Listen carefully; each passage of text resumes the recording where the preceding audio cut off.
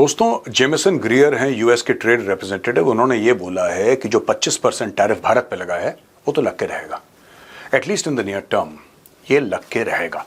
America बहुत नाखुश है और अमेरिका का ये कहना है कि साहब हमने भारत को बड़ा समझाया, भारत को धमकी भी दी, प्यार से भी बात करी, लेकिन भारत जो है वो मान नहीं रहा है। आपको याद होगा अमेरिका ये चाहता है कि भारत ना तो रूस से हथियार खरीदे ना तेल खरीदे, और मुझे ऐसा लगता है कि इनके पीछे दो मुख्य कारण हैं दोस्तों। एक जमाना था जब ट्रंप बहुत अच्छा दोस्त अपने आप को बताता था पुतिन का, और जितने भी स्ट्रॉन्ग लीडर्स हैं दुनिया भर में उनको बड़ा मानता था ये, जैसे कि शी जिनपिंग। उसको लगता था शी जिनपिंग बड़ा स्ट्रॉन्ग लीडर है।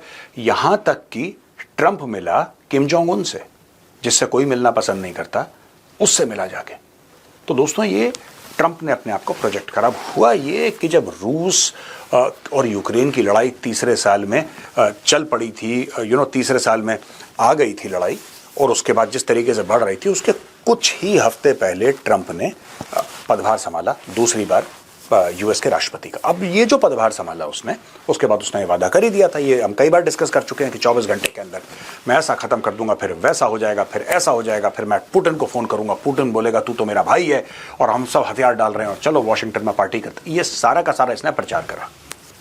हुआ ये कि पुतिन को खुश करने के चक्कर में इसने ज़ेलेंस्की को भी गालियां दी, खूब ज़ेलेंस्की को व्हाइट हाउस में बुलाया, जलील करा कि तू ऐसा, तू निकम्मा, तू नाकारा, निखट्टू, दुनिया भर की बातें उसको बोला कि यार you are not grateful enough, तुमने थैंक यू नहीं बोला, और पूरा उसको जलील करा अच्छी तरीके से। अच्छा, ज़ेलेंस्की जो है पुराना चावल है दोस्तों। ज़ेलेंस्की को इन सब चीज़ों का फर्क नहीं पड़ता कि कोई इसको जलील करे ना करे, बेइज्जत करे। जब तक आप ज़ेलेंस्की इज लाइक पाकिस्तान, ठीक है, आप बेइज्जती कर सकते हो, आपको अधिकार है ज़ेलेंस्की की बेइज्जती करने का, प्रोवाइडेड पेमेंट ठीक टाइम पे पहुंच जाए। जस्ट लाइक पाकिस्तान, आप पाकिस्तान की बेइज्जती करो, पाकिस्तान को जलील करो, पाकिस्तान को रुस्वा करो, पाकिस्तान को गाली दो, कुछ भी करो, अगर पेमेंट ठीक टाइम पे नहीं पहुंची तो पाकिस्तान जवाब देगा। लेकिन अगर डॉलर ठीक टाइम पे पहुंच गए then there is no problem. Zelensky is like that. अब हुआ ये कि सीज फायर के लिए आपको दो लोगों के बीच में, जिसको कहते हैं ना कि आपको अग्रीमेंट चाहिए होता है। ज़ेलेंस्की के हाँ मैं भी रोक रहा हूं, पुतिन ने रोकने का नाम नहीं लिया। शुरू में ज़ेलेंस्की बड़े कॉन्फिडेंस में था। ज़ेलेंस्की ने बोला कि मुझे तो ज़रूरत ही नहीं है, मुझे ज़रूरत ही नहीं है पुतिन की। आज की तारीख में ज़ेलेंस्की भी थोड़ा सा चौंक गया। उसको यह पता चल गया दोस्तों कि जो बाइडेन कम से कम जो बोलता था वो करता था, राइट। ट्रंप का है जो बोलता है, सोचता है और करता है, वो तीन मुख्तलिफ चीज़ें हैं, अलग अलग चीज़ें, उनके बीच में कोई कनेक्शन है नहीं। अब ज़ेलेंस्की भी कह रहा है कि मैं तो डायरेक्टली बात करूंगा। अच्छा, यहां पे भारत का एंगल क्या आ गया? भारत के ऊपर टैरिफ लगाए क्योंकि तेल हथियार आप मत खरीदो रूस से, क्योंकि आप जब ये खरीदते हो तो रूस को पैसा मिलता है, जिससे कि रूस लड़ाई लड़ रहा है यूक्रेन से और यूक्रेनियंस को मार रहा है। जाहिर सी बात है। अब यहां पे प्रधानमंत्री मोदी ने एक बहुत बड़ा पुश करा है, भारतवासियों को यह बोला है कि भाई जो खून पसीने से किसी भारतवासी ने कोई चीज बनाई है आप उसी को खरीदिए, ये पुश। और दोस्तों यहां पे इस वीडियो के द्वारा मैं दोबारा एक बार रिक्वेस्ट करना चाहता हूं। I wish to request the Prime Minister of India with folded hands. Modi ji, मेरी आपसे विनती है हाथ जोड़ के, सर अगर हम लोग ये चाहते हैं कि भारत में बने, उससे पॉलिसी बहुत जरूरी है उसके लिए। लेकिन ना पॉलिसी एक चीज होती है, दूसरी चीज एटीट्यूड ऑफ द मासेस, ये भी बहुत बड़ी बात है। अभी देखिए मैं देखिए दोस्तों को इमोशनल बात नहीं कर रहा, प्रैक्टिकल बात कर रहा हूं। अभी कुछ महीने बाद दिवाली आएगी, जितनी भी घर में दिए जलेंगे, लड़ियां सब चाइनीज, सब के सब चाइनीज, राइट। हम ये कहते हैं कि हम ये बनाएंगे वो। आपके घर में जो दिवाली में जो भगवान की कई जगह जो स्टैचूज आते हैं, भगवान के जो आइडल्स आती हैं, right, they people import from outside. ये बात सच है, आपको बुरी लगेगी लेकिन ये सच है। ऐसी बात नहीं कि हम लोग बहुत खूबसूरत मूर्तियां बनाते हैं और बहुत अच्छा भारत में काम होता है, लेकिन चाइना ने ये मार्केट भी अपना कैप्चर कर रखा है भारत में। अब इसको कैसे हमें कंट्रोल करना है, मैं आपको एक बात बताता हूं, और इसकी छोटी सी पहल अगर सरकार कर दे तो बहुत फायदा हो जाए। फ्लिपकार्ट है, अमेजॉन है, कितने ऑनलाइन प्लेटफॉर्म्स हैं जिसमें सामान बिकता है, माल बिकता है, हम लोग खरीदते हैं। ब्लिंकिट हो गया, ज़ेप्टो हो गया, मतलब कितने ही हैं।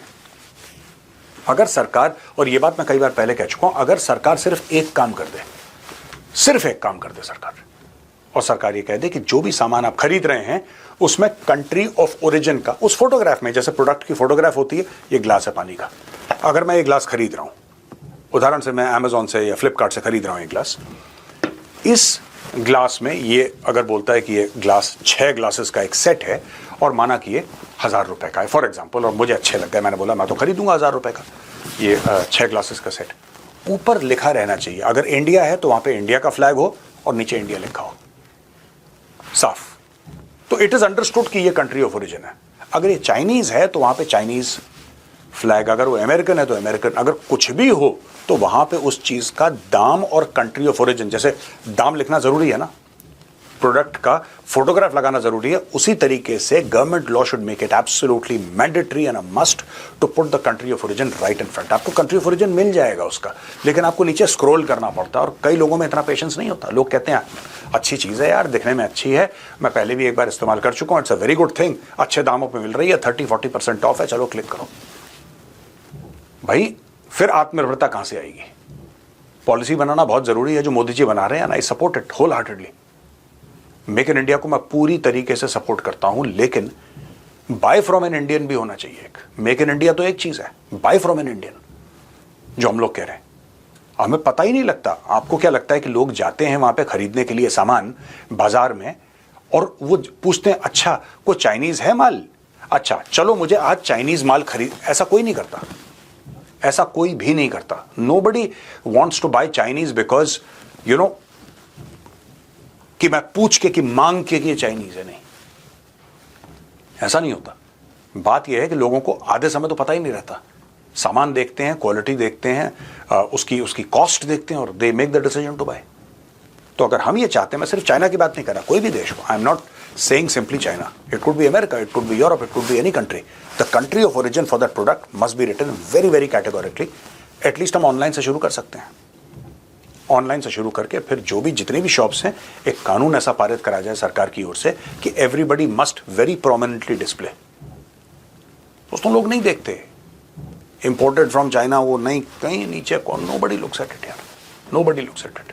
जिसको खरीदना वो खरीदता है। It should be very clear, it should be categorical, बड़े बड़े अक्षरों में मेड इन चाइना लिखा रहना चाहिए, made in the United states of America. साफ सीधा लिखवाइए तो लोगों के फिर चॉइस की बात आ जाती है। फिर मैं चाहूं खरीदना चाइनीज तो मैं खरीदूं, लेकिन कोई ये नहीं कह सकता कि मुझे पता नहीं था, राइट? क्योंकि पता था, क्योंकि मोटे अक्षरों में आपके मुंह के सामने लिखा है। यहां पे जो एक्सपोर्टर्स हैं जिनको खासा नुकसान होने वाला है टैरिफ की वजह से और बाकी चीजों की वजह से, दोस्तों ये कह रहे हैं कि फाइनेंशियल असिस्टेंस चाहिए। Request include interest subsidies, extension of incentive schemes, remission of duties and taxes on exported products, rebate of state and central taxes and levies, timely payments, and even direct shipping line to the US to reduce friction. The government has ruled out traditional subsidies but is open to innovative support including re-evaluating bank risk models for small exporters. देखिए मैं एक और चीज़ बताता हूँ, मुझे ऐसा लगता है कि इंडिया को ना, अब जैसे कि इजराइल के साथ हमारी जो ट्रेड अग्रीमेंट चल रही है वो कितने सालों से चल रही है यार, and Israel is a friendly nation. अब लोग कहते हैं कि इसमें समय लगता है, कितना समय लगता है?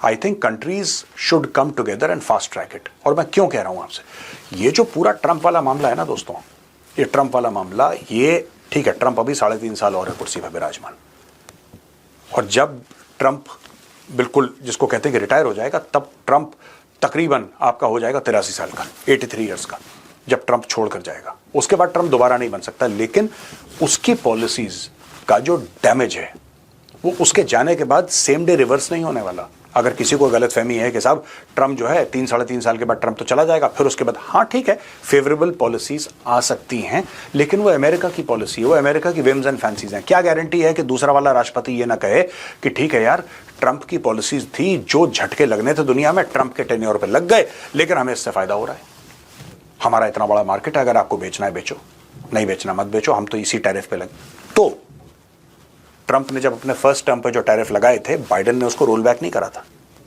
मैं आपको बता रहा हूं स्पेसिफिक टू चाइना, आपको साफ सीधी बात बता रहा हूं, जो ट्रंप ने टैरिफ लगाए थे, बाइडेन जब आया ट्रंप के बाद, तो बाइडेन ने उसको रोल बैक नहीं करा। तो कोई गारंटी नहीं है कि जो आज ट्रंप करके जाएगा, ट्रंप के बाद वाला राष्ट्रपति उसको रोल बैक कर देगा। There are no absolute guarantees. Be rest assured, जब तक आप फैलावा नहीं करेंगे, आपको साइन करना है, अफ्रीका भेजिए अपना सामान, आपको जहां भेजना है भेजिए सामान, पूरी दुनिया के साथ आप डील साइन करिए। You can not depend upon the United states of America. इस चीज का ध्यान रखिएगा दोस्तों। आज की तारीख में ट्रंप कह रहा है कि नहीं तुम तेल मत खरीदो, कोई भरोसा नहीं है कल ट्रंप बोल दे कि 50% लगाता हूं, तब आप क्या करेंगे? हम लोग यही सबसे बड़ी गलती करते हैं ना ट्रंप के साथ डील करने में।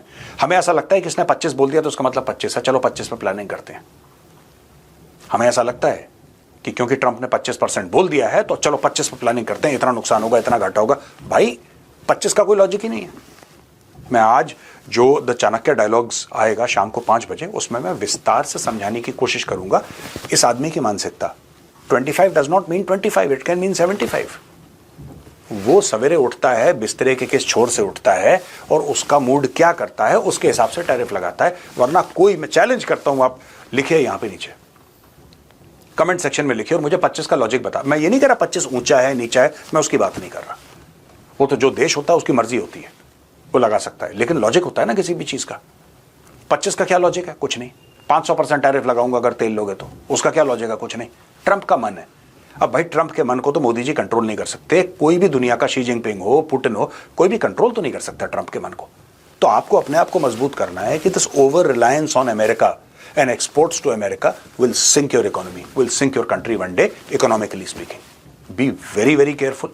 आपको क्या करना है, और जितना आप फैलावा करेंगे पूरी दुनिया में उतना आपके लिए भरा है। अमेरिका के साथ भी आप ट्रेड कीजिए, आपको कोई मना नहीं कर रहा। नोबडी इज सेइंग कि don't trade with America, do trade with America, दबा के ट्रेड करिए अमेरिका के साथ। लेकिन एक बात ध्यान रखिएगा, डिपेंडेंस ऑन अमेरिका और over dependence on America will be extremely dangerous for India.